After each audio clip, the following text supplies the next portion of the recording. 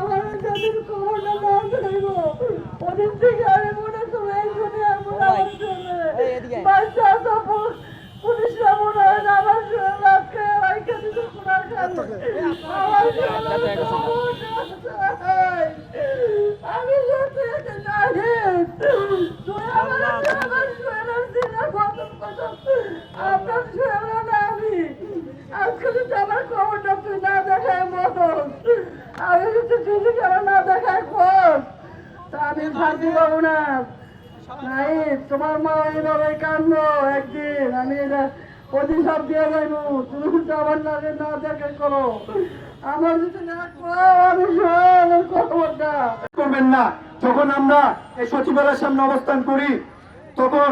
একটা পুলিশ নাম অঞ্জয় সে বলে মিডিয়া সে বলে কি জানেন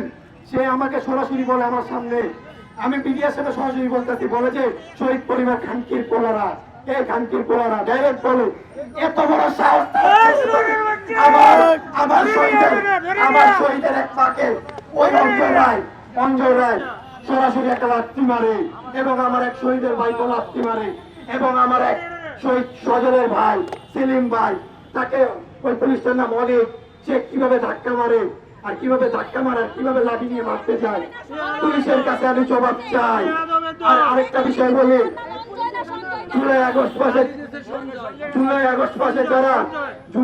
মাসে যারা আমাদের ভাইদেরকে মারছে যে পুলিশটা তারা পুলিশটা তাদের নাম পুলিশ না তারা হলো খুনি তারা খুনি আরে সচিবালয় যারা ঘেরাও করতেছে আজ যারা আমাদের সাথে খারাপ ব্যবহার করছে আমাদেরকে আক্রমণ করছে সেই পুলিশদেরকে বলতেছি তারা সেই ফ্যাসিস্টের দোসর তারা কিভাবে আমাদেরকে ভাবে খারাপ ভাষায় বকা দেয়।